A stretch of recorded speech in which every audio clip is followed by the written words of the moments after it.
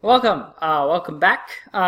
So last episode we left off talking about logarithm properties, and I just gave you this list here, and I didn't give you a lot of motivation as to why these logarithm properties are true. So why is it that log of a product, a times b, can be turned into a sum of two different logarithms? Or why a log of a quotient can get turned into a difference of logs, and so forth. So today we're going to look at derivations of these different properties from the the corresponding exponential properties that they come from. Because a log is an exponent, and so there's properties about exponents, therefore there's going to be properties about logarithms. So we'll do the first one, which is a pretty common one, and then we'll look at the other ones, and I'll have you go ahead and try and do one yourself as well in this video, if your logic matches up with my logic. Okay, so I want to show that a times b, the log of that, is equal to the log of a plus the log of b, as long as those two numbers a and b are positive numbers. Okay, so we're going to go ahead, and whenever we want to show an equation is true, the general way to do this is to pick a side, either the left or the right hand side, and then just work with it, use some different properties that you know about from other things until it turns into the other. So first, a little setup. We're going to call log of a x and log of b y. So we're going to give these other names because there's a exponential form for each of those equations. So if you say log of a is equal to x, so we're saying that x equals the log of whatever a is, then that tells you, by its definition, that 10 to the x is equal to a. So these are analogous statements to each other. They are basically synonyms. They say the same thing. The log of a equals x means 10 to the x equals a. And likewise, if we say log of b equals y, then that says that 10 to the y, and now we're allowed to do this because as long as a and b are positive, then you can take the log of these numbers, and the answer would be the exponent you'd raise 10 to get a, and the exponent you'd raise 10 to get b, excuse me. All right, so with that aside, let's go ahead and dig into the left-hand side. So how could we rewrite log of a times b? Well, based off of what we said about 10 to the x being a and 10 to the y being b, we're going to go ahead and make this substitution here. We're going to say 10 to the x is equal to a, and we're going to say that 10 to the y is equal to b. So that gives us this statement: log of ab is equal to log of 10 to the x times 10 to the y. For some x and y, right? You know, we don't necessarily know what x and y are. It just depends on what a and b are. And this is by substitution. The fact that 10 to the x equals a and 10 to the y equals b. Okay, now we apply that exponent property that I said was related to this log property. The exponent property that was related was, I'll go ahead and write it up here, that x to the a times x to the b equals x to the a plus b. And here's where it comes into handy. We have 10 to the x times 10 to the y. We have a product inside the logarithm, so we can smush that into a single exponential, 10 to the x plus y. That's the addition property of exponents that allows us to do this. Okay, so what are we going to do next? Now we apply the definition of a logarithm. The logarithm of 10 to the x plus y is equal to x plus y, because the log gives you the exponent as long as the bases are the same. So this is our definition of logarithm. The logarithm undoes that exponential and retrieves the exponent for you. So the log of 10 to the x plus y is x plus y. That's its very meat. That is what it does. It removes the exponential and gives you the exponent back. So now we go ahead and substitute back in what we said earlier. We said that log of a equals x and log of b equals y. So that tells us x plus y equals log of a plus log of b. And that's by substitution. So we argued, starting with the left-hand side, log of a times b. We did some substitutions and some exponent property rules, and we got all the way down to log of a plus log of b. So these guys must be equal to each other. Again, if you missed the chain of reasoning, we'll just go back to the start and kind of walk through it one more time. So the log of a times b is the log of 10 to the x times 10 to the y for some x and y. We're allowed to do this because a and b are positive numbers, and there's going to be some x and some y that gets you whatever a and b are. Okay, that's because the range of 10 to the x is all positive numbers. Then we go ahead and combine 10 to the x times 10 to the y into a single exponential, 10 to the x plus y. We use the rule, or the definition of logarithm, to remove the exponential and retrieve that exponent. So log of 10 to the x plus y is x plus y. And then we substitute back in what we said x and y are, log of a and log of b from the very beginning. There you have it. All right. So go ahead and try this out yourself. It's the strategy for proving the next one is very similar to the strategy of proving the previous one. So I want to see how far you can kind of get on your own, and then once you have gone as far as you need or as you can get, or you need more help, you can just kind of start playing the video again. So I'll go ahead and pause it at a certain point, or pause it at a certain point for yourself. Try to see how far you get. Hit play when you get stuck. Pause it again if you can get a little bit further. So kind of control the pace of this yourself, going as far as you can go on your own, and then playing whenever you need another hint for the next step. Okay? So go ahead and try to prove that log of a over b is equal to log of a minus log of b, so long as a and b are positive numbers. So if you got the idea from the first one, go ahead and dive into it right now and hit pause, because I'm going to explain the first step in a second. If you need the first step, then go ahead and keep watching. Okay, just like the last one, so here's the first step. We're going to say log of a equals x and log of b equals y for some x and y that are real numbers. Then by the definition of the logarithm, 10 to the x equals a and 10 to the y equals b. So the same exact first step we did earlier. This is a little setup that we're going to need. Okay, so from here, see how far you can get.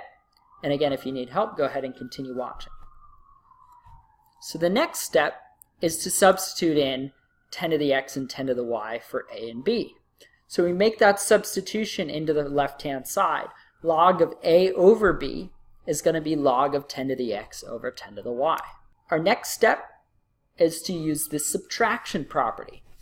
The subtraction property says that 10 to the x divided by 10 to the y is equal to 10 to the x minus y. So that's log of 10 to the x minus y now.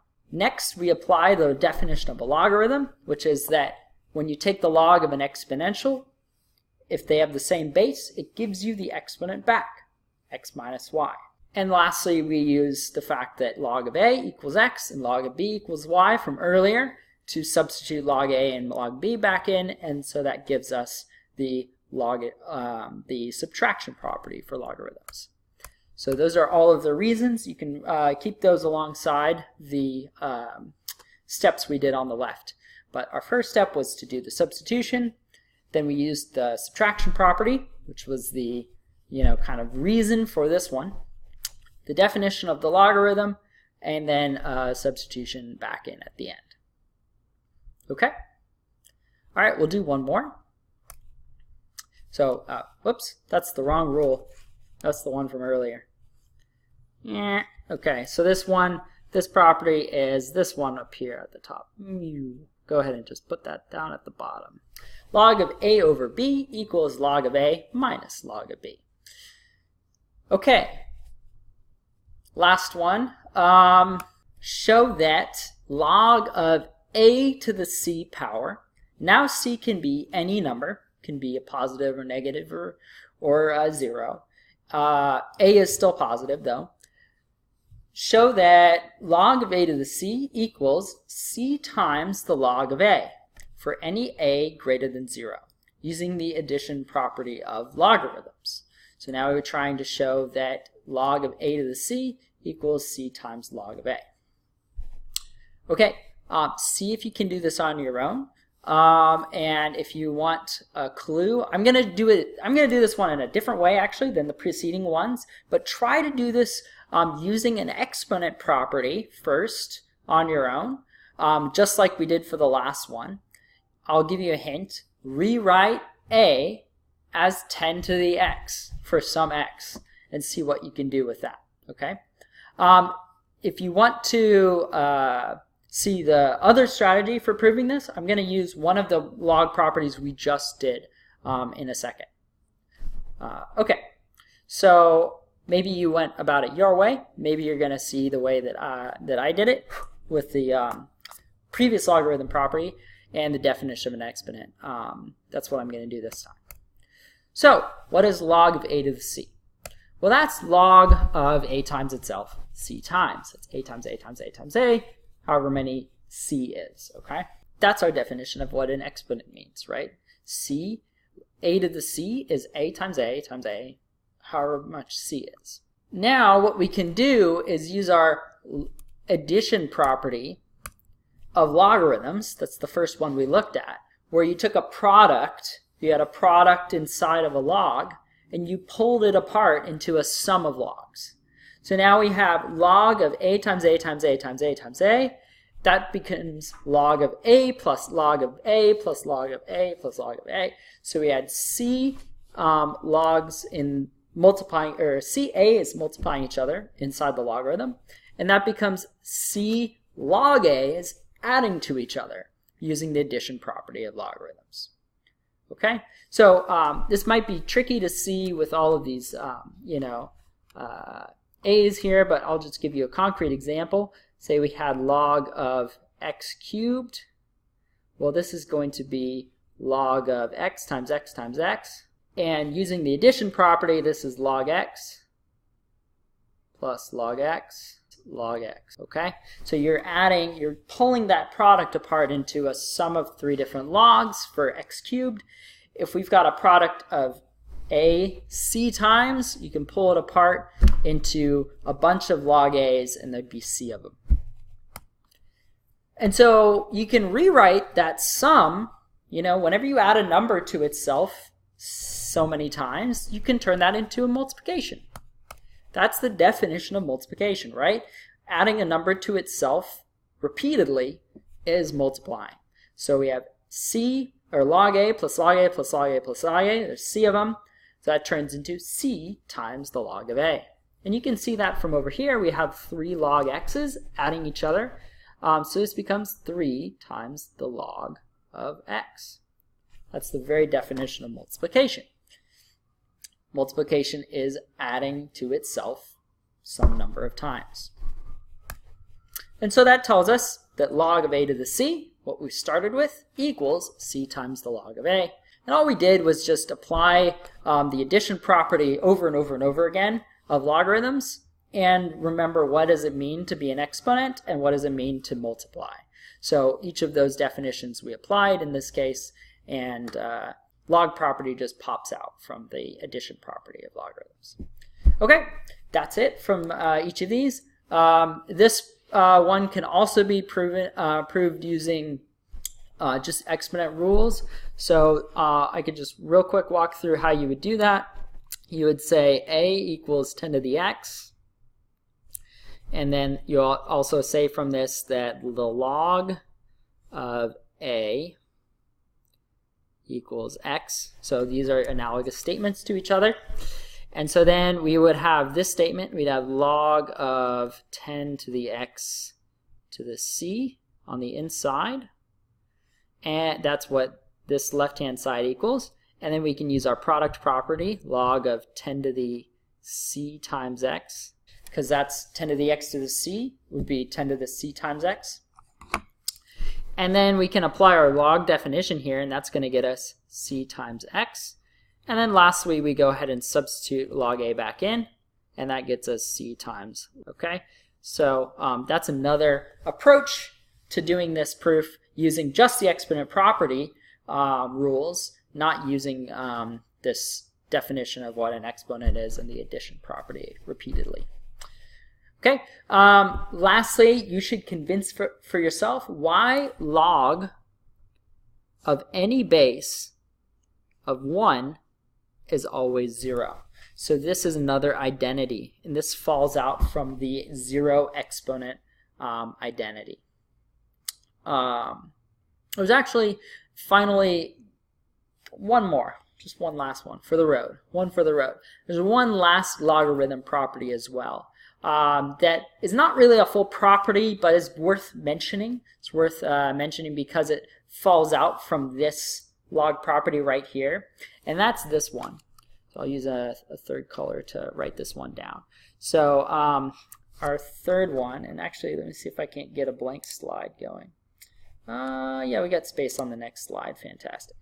So in our next videos, we're going to be talking about these two, the change of base and solving logarithmic equations and exponential equations with logarithms as well. So the last one that I wanted to mention before we close this one out, this is kind of a short video, is that we have, so remember this one, this property we just looked at, log of a to the c equals c times the log of a, right?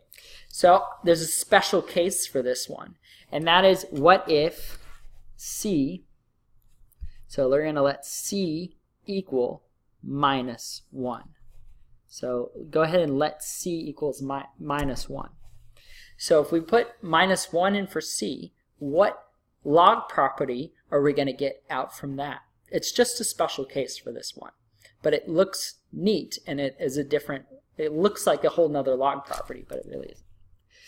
Okay, so if we put c in for minus, put negative 1 in for c, we're going to get this statement, that the log of a to the negative 1 minus log a. And if you look at that log of a to the negative 1, more commonly, how will you see that written? Well, you would see it written as log of 1 over a. Okay, so that's kind of like another identity. It looks like an identity on its own, but if you have a reciprocal inside of a log of 1 over 8, for example, well, that's negative log of 8. Weird. Go ahead and give it a try. Log of 1/8, compute that on a calculator, and then try negative log 8. So you'd find that equals each other.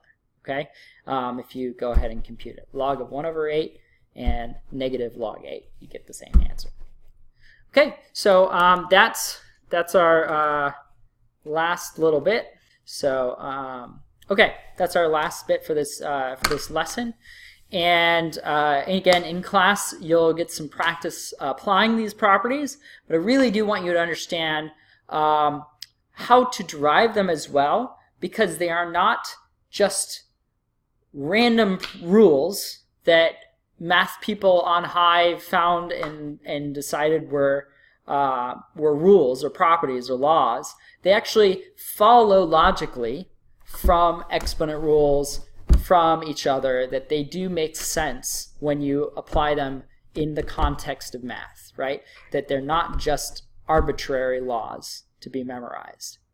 And this is really the important part, I'd say, in learning math, is not memorizing rules, memorizing properties, but learning how to derive them yourself, learning how to find new rules from previous rules, okay? And as soon as you see these log properties as derivations from exponent properties, they become so much easier to catch yourself when you make an error with them. And if you forget them, they're no longer missing entirely from your memory. That you have a way to get them back. Okay. So anyway, that's my spiel about learning versus memorizing these rules. And learning how to derive, I think, is a more... Okay, I will see you in class tomorrow. Ciao.